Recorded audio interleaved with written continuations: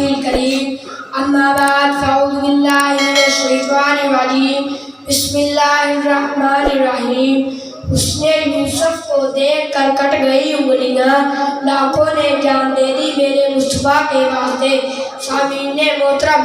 آج مجھے جس موضوع پر لب کشائی کرنے کا موقع ملا ہے اس کا عنوان وہ ہستی ہے جس کی آمد احمد ہوتی ہے جس کی خاطر ساری کائنات بنائی گئی یہ عرص و فرش سجائے گئے اگر ہمارے پیارے نبی صلی اللہ علیہ وسلم دنیا میں جلوہ گر نہ ہوتے نہ تو یہ زمین ہوتی نہ آسمان ہوتا نہ عرش ہوتا نہ فرش ہوتا نہ انسان ہوتے نہ حیوان ہوتے سامعین محترم دنیا میں ہر طرف اندھیرا ہی اندھیرا تھا چاند تھا لیکن بے نور سا تھا تارے تھے بجھے بجھے سے تھے آفتاب تھا لیکن ڈوبا ڈوبا ساکڑوں پردے پڑے ہوئے تھے دل اجڑے اجڑے تھے کہ اچانک میرے نبی کی آمد ہوئی جنہیں رحمت للعالمین بنا کے بھیجا گیا وہ رحمت للعالمین جن کے آنے سے صحرا میں چشمے پھوٹ پڑے وہ رحمت للعالمین اس پر آسمان سے بادل اپنا سایہ کرتے ہیں جس رحمت للعالمین کی برکت سے ابو بکر کو صدیق عمر کو فاروق عثمان کو غنی علی کو شیر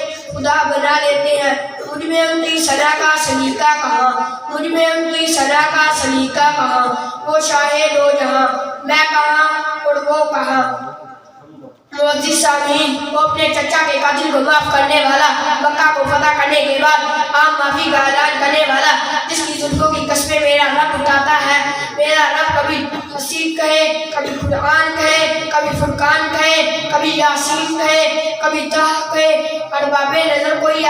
ارباب نظر کو کوئی ایسا نہ ملے گا ارباب نظر کوئی